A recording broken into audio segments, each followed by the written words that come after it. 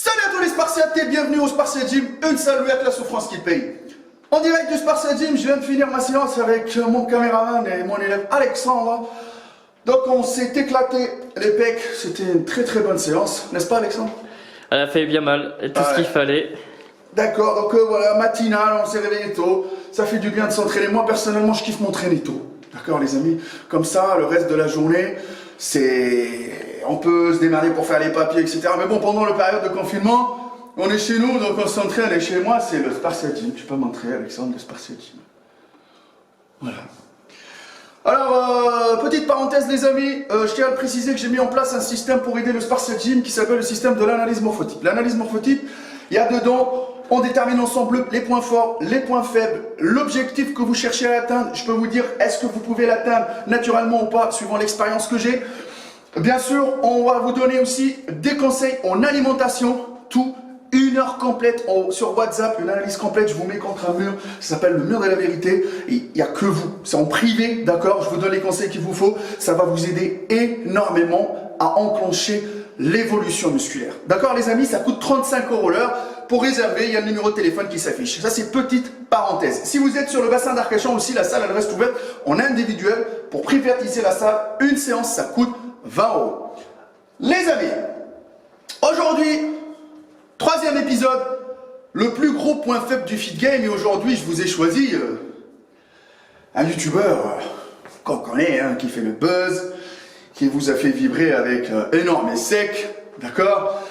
Quelqu'un qui a enclenché le Fit Game, qui a fait l'évolution du Fit Game, d'accord les amis? C'est Thibaut InShape. Thibaut InShape, motherfucking. On va pas tarder énormément. Thibaut InShape, il a fait une compétition, il a fait une évolution, il a fait une prise de masse, il a fait une sèche, il a créé une salle de sport, il a créé une marque de vêtements, il a créé une marque de compléments alimentaires, etc. Donc il est passionné, c'est clair qu'il est passionné. Maintenant, je ne sais pas, peut-être c'est moi, parce que maintenant c'est devenu du lifestyle, il montre un peu sa vie de couple, il fait des tests avec les gendarmes, machin, etc. Bon voilà, en gros. Moi je le suis pas, clairement je le suis pas, parce que c'est pas le truc qui va m'aider à évoluer en musculation. On va parler de son évolution, on va parler de ses points faibles. Quand on regarde Thibaut InShape, il y a des photos qui s'affichent. Quand on regarde Thibaut InShape surtout, cette année-là, il n'y avait pas eu une évolution de ouf. Après, il s'est mis au crossfit, etc. Il a séché un tout petit peu avec le crossfit parce que vous savez, c'est des enchaînements d'exercices où il y a le temps, il y a la résistance. C'est pas beaucoup, il y a aussi la force, d'accord? Thibaut InShape, son plus gros point faible pour moi, c'est pas qu'un seul muscle, c'est tout d'abord les bras. Par rapport à sa cage thoracique, par rapport à ses épaules, par rapport à son dos, les épaules, ils sont en mode retard, ils sont en galère, d'accord? Et surtout quand ils sèchent, les bras, ça fond.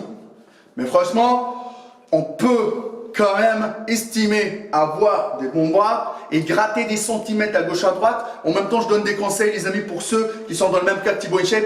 Bien sûr, les amis, le but de la vidéo, c'est pas de le rabaisser, c'est pas de l'insulter. Déjà, il a un très bon niveau, d'accord? Il vous a motivé tous à vous mettre à la salle de sport, donc il faut respecter ça. Maintenant, du point de côté coach et du point de côté physique, personnellement, je pense que la caméra elle est en train de pencher, mon ami. Normal, mes épaules galèrent après la séance. Ouais, la caméra elle est en train de pencher. Je la vois pencher, les Spartiates. Bon, le caméraman il est épuisé avec les épaules. Donc, cadrage. Je fais de mon mieux. Hein, alors, on est bon. Donc, je reviens. Les bras, c'est un point faible, ça. Vous le voyez directement par rapport à la largeur de son dos, il a un dos énorme, il a des bons pecs, il a des bons trapèzes, il a des bonnes épaules, mais les bras, ils sont en retard. Maintenant, la qualité musculaire qu'il a, il a une bonne qualité musculaire, mais ces dernières années, on dirait qu'il évolue plus. C'est-à-dire qu'on dirait qu'il a le même physique qu'il y a 3-4 ans. Ça ne change pas, surtout au niveau du volume. Le volume, voilà, ça évolue pas. Peut-être lui, il a diminué la fréquence de travail, peut-être lui, il a atteint ce niveau-là, il veut le garder, peut-être c'est le niveau qui le satisfait.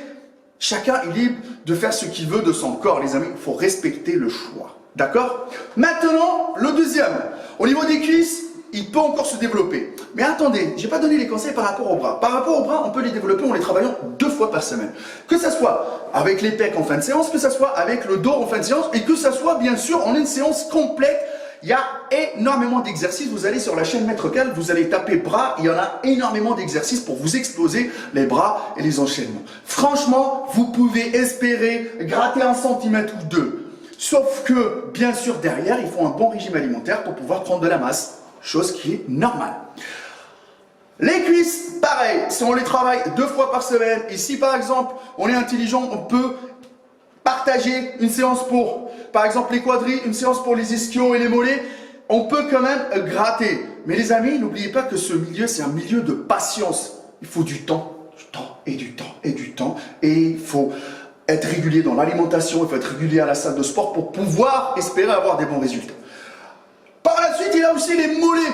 Il est comme moi à peu près. Il a les mollets en point faible. C'est-à-dire que les bras, les mollets, les cuisses, franchement, en plus, Thibaut Shep, c'est pas quelqu'un de grande taille comme moi, il fait pas 1m91, donc il peut quand même gratter à ce niveau-là. En les travaillant, les amis, en les travaillant, on peut quand même gratter 1 centimètre ou 2 avec une bonne alimentation. Ça, c'était mon point de vue à moi, et sur son physique, personnellement, je mettrais un bon 8 sur 10, d'accord? Il y a un bon niveau, mais il peut encore se développer, surtout au niveau de la symétrie, d'accord? Parce que quand il a fait sa compétition, il y avait des physiques qui étaient meilleurs, mais bon, on sait très bien qu'au niveau du jugement, etc., il avait un bon public, il a fait le show, etc., et ça lui fait monter un peu les estimes des jurys. Dans le prochain épisode, je ne sais pas qui je vais mettre, vous allez me dire, vous, dans les commentaires, qui vous voulez voir, et vous allez me dire, vous aussi, qu'est-ce que vous en pensez? Est-ce que j'ai raison ou est-ce que j'ai tort? Dites-le moi dans les commentaires. Pour du coaching en ligne, appelez le numéro de téléphone qui s'affiche. Pour passer au Spartiate Gym, vous pouvez passer quand vous voulez. Discutez avec moi, partagez avec moi une bonne séance. Et n'oubliez pas les amis que nous, les vendeurs de rêves, on les fuck, motherfuck, à 300%. Peace.